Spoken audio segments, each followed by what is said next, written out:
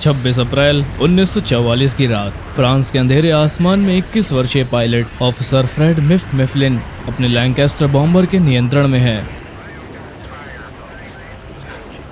उनके साथ आज रात 200 से ज्यादा विमान जर्मनी के जरूरी ठिकानों को निशाना बनाने वाले हैं और जर्मन रेडार को पता है कि वो आ रहे हैं।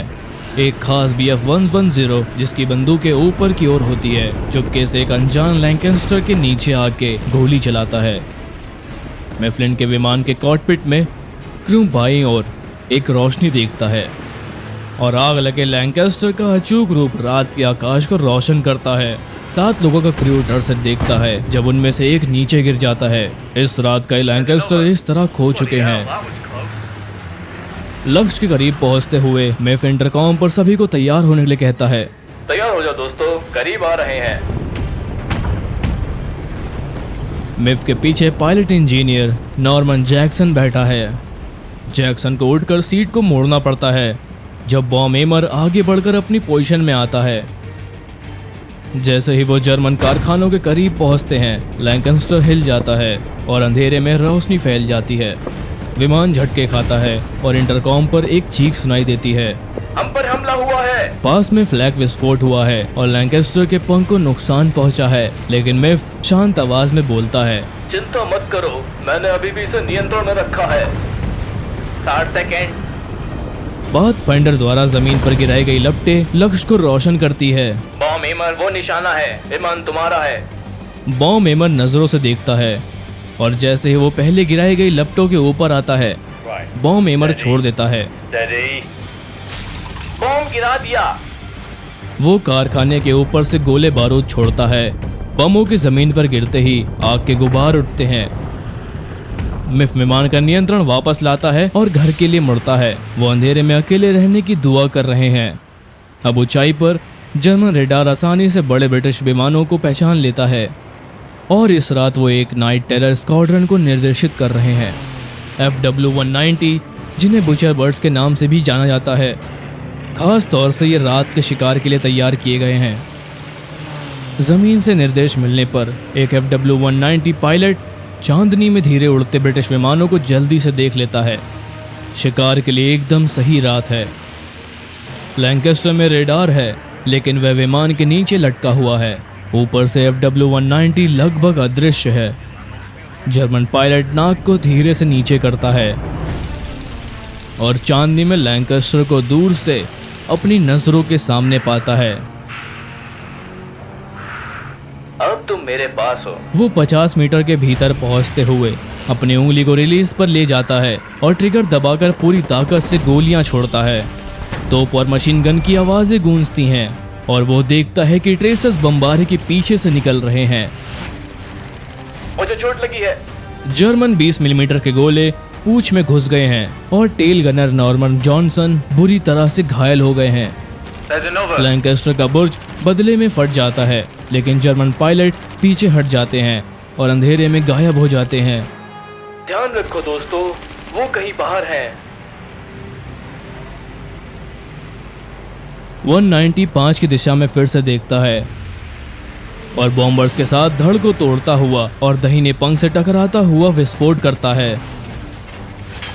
मिफ जानता है कि बिना टेल गनर के उसे और मेहनत करनी होगी अगर क्रू को इस मुश्किल से बाहर निकालना है। रुक जाओ दोस्तों। वो 190 को गिराने की कोशिश में एक बड़े बम वर्षक को गोता लगाने और हवा में कौर की तरह पैंतरेबाजी करने के लिए मजबूर करता है।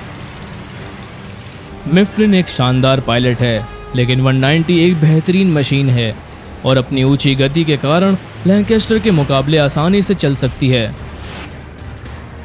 190 उसका पीछा करते हुए विमान पर गोलियां बरसाता है। एक गोला कॉकपिट के पास टकराता है और बम के टुकड़े नॉर्मन जैक्सन की टांगों में बिखरते हैं। वो दर्द से कहराता है और देखता है कि कॉकपिट रोशन हो रहा है, क्योंकि इंजन के ठीक बगल वाले विंग में छेद से आग निकल रही है। हम जल रहे हैं। बचे हुए बुट से वो 190 पर फायर करता है, लेकिन फिर दुश्मन पायलट फिर से गायब हो जाता है और अंधेरे में खो जाता है। दुश्मन चला गया। ज्यादा देर तक नहीं। जैक्सन को चेक करो। जैक्सन देखता है कि विंग में कई तोपों के हमलों से आग फैल रही है। अगर ये ज्यादा देर तक जलती रही तो पंख टूट सकता है। या फ्यूल टैंक फट सकता है। पर अपनी चोटों के बावजूद उसे एक बढ़िया विचार आता है। डॉक हिगिंस, इधर आओ। अपने पैर की चोट ना देखते हुए जैक्सन क्रू को बुलाता है और उन्हें अपने बहादुर प्लान बताता है। मैं बाहर जा सकता हूँ। कहाँ? बाहर। वो सोचता है कि विमान के बाहर निकलेगा, पंख के बाहर से रेंगता हुआ आग बुझाएगा, पर इसके लिए उन्हें उनका पैराशूट पकड़ना होगा। वो कहता है, तुम्हारा दिमाग खराब हो गया है। लोग हैरान हैं, लेकिन जैक्सन गंभीर है। ये पक्की मौत है। जैक्सन अपनी पोजीशन सोचता है। वह शांति से तैयारी करता है और समझाता है, शायद मैं आग बुझा दूं। अगर मैं सफल हो गया तो तुम मुझे वापस खींच सकते हो, और अगर नहीं, और अगर मैं पंख से फिसल जाऊं तो पैराशूट जितना हो सके उतना बाहर खींच लेना। तुम्हें क्या लगता है मिफ? मिफलिन पूरी तरह हैरान है, लेकिन जैक्सन पहले ही अपनी चोटों की परवाह छोड़कर पैराशूट खोल रहा है। इसे सोचने का वक्त दिए बिना बमेमर और नाविक पैराशूट लाइन को पकड़ लेते हैं और जैक्सन हैच की ओर कदम बढ़ाता है। तैयार? तैयार। हैच हटाई जाती है और ठंडी हवा तुरंत लोगों को झंझोड़ देती है। भीषण हवा का शोर बॉम्बर में गूंजता है। मिफलिन गति को जितना हो सके उतना कम करता है, लेकिन वो अभी भी 180 मील प्रति घंटे की गति से 18,000 फीट की ऊंचाई पर है। बिना डरे जैक्सन बर्फीली हवा की धार में बाहर खिसकता है। आसमान में नॉर्मन जैक्सन को महसूस होता है कि हवा उसके शरीर से टकराकर उसे झंझोड़ रही है।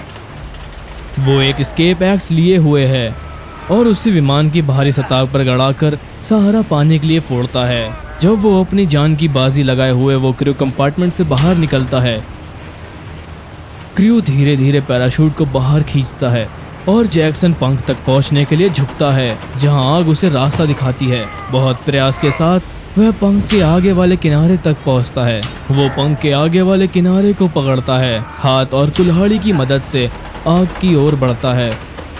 जोश से भरा हुआ वह आग के करीब पहुंचता है। एक हाथ से वह एक्सटिंग्विशर निकालता है।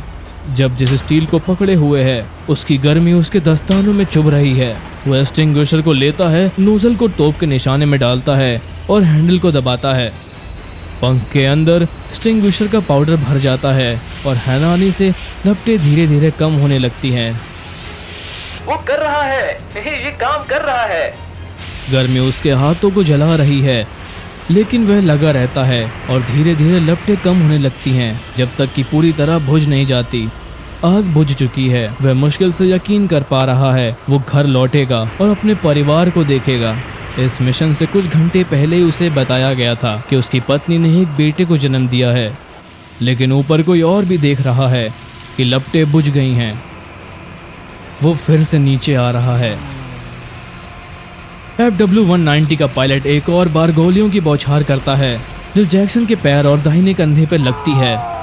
वह अपने मास्क में दर्द से चिल्लाता है। ठीक उसी समय पर उसके नीचे का फ्यूल टैंक खुल जाता है। रात की हवा में ईंधन बहने लगता है और फिर चारों ओर आग का गोला फटता है। वह नीचे गिरता है और उसका शरीर हवा में झूलने लगता है। विमान के अंदर क्रू उसका वजन महसूस करता है जब पैराशूट की रस्सियां उनके हाथों में तन जाती हैं। वो पंख से गिर गया है, अब हम उसको कभी वापस नहीं ला पाएंगे। हमें उसे छोड़ना होगा। वो पैराशूट की रस्सियों को ढीला करते हैं और जैक्सन को छोड़ देते हैं और पैराशूट आग के गोले से टकराकर रात की हवा में जल उठता है। लैंकेस्टर हिलता है और तेजी से ऊंचाई खोने लगता है। मिफलिन नियंत्रण बनाए रखता है और विमान को सीधा रखने की कोशिश करता है, पर यह काफी ज्यादा क्षतिग्रस्त है। वह लैंकेस्टर को एक सुरक्षित ऊंचाई पर लाने में सफल हो जाता है और इंटरकॉम पर आता है। 7,000 फीट नीचे जा रहे हैं, यहाँ से निकलो। क्रू जल्दी से एस्केप हैच की ओर भागते हैं। जॉनसन कूदने पर बच नहीं पाएगा। मैं समझ गया स्मिथ, बाहर कूदो। विमान के पीछे बेहद घायल टेल गनर को छोड़ने के लिए मजबूर होता है और वह बाकी क्रू के साथ बाहर कूदता है। वो एक पल के लिए ऐसे ही हैं जब तक उनका पैराशूट खुल नहीं जाता। दूरी पर जलते हुए लैंकेस्टर नियंत्रण खो देता है। मिफलिन टेल गनर नॉर्मन जॉनसन को नहीं छोड़ सकता। वो करीबी दोस्त हैं। जॉनसन की चोट इतनी गंभीर है कि वो कूदने पर भी नहीं बच पाएगा और मिफलिन विमान को क्रैश लैंड करने का फैसला लेता है। नॉर्मन, मैं प्लेन उतार रहा हूँ, तुम सुन रहे हो? मैं सुन रहा हूँ। हम क्रैश लैंडिंग करने वाले हैं, तुम सुन रहे हो? हाँ ठीक है। वो कोशिश सफल नहीं हुई और दोनों आदमियों ने अपनी जान गंवा दी। एक जलता हुआ पैराशूट रात के आसमान में घूम रहा है जिसमें नॉर्मन जैक्सन जुड़ा हुआ है। हैरानी से वह अभी भी जिंदा है। जमीन पास आती जा रही है जब तक जैक्सन जमीन से तेजी से टकराता है। उनके जलते हुए फ्लाइट सूट से अभी भी धुआं उठ रहा है। वो भयानक दर्द में है लेकिन जिंदा हैं। झाड़ियों ने उन्हें गिरने से रोका लेकिन फिर भी झटका इतना जोरदार था कि उनके दोनों टखने टूट गए। उनके हाथ पूरी तरह जल चुके हैं, उनके पैरों पर घाव है और उनके कंधे में एक गोली भी है। बचाओ! उन्हें चिकित्सा की बेहद जरूरत है। उसके बिना रात काटना मुश्किल है। वो एक फार्म हाउस देखता है। अपनी बची ताकत जुटाते हुए जैक्सन अपनी कोहनी और घुटने के बल पर फार्म हाउस की तरफ रेंगता है। जल्द ही उन्हें बंदी बना लिया गया और एक जर्मन पीओडब्ल्यू कैंप भेजा गया जिसमें पकड़े गए सहयोगी मेडिकल स्टाफ द्वारा संचालित एक बड़ा अस्पताल था। जैक्सन पूरी तरह से ठीक हो जाएगा। उसके प्रभावित लैंकेस्टर के 5 बचे जीवित लोग 1945 में मुक्त होने तक कैंप में रहे। जैक्सन आखिरकार घर लौट पाए और अपने बेटे से मिले जो इस मिशन की रात पैदा हुआ था। उसी साल आखिरकार उन्हें इस मिशन के लिए विक्टोरिया क्रॉस से सम्मानित किया गया। ये खबर सुनकर उन्होंने सबसे पहले कहा,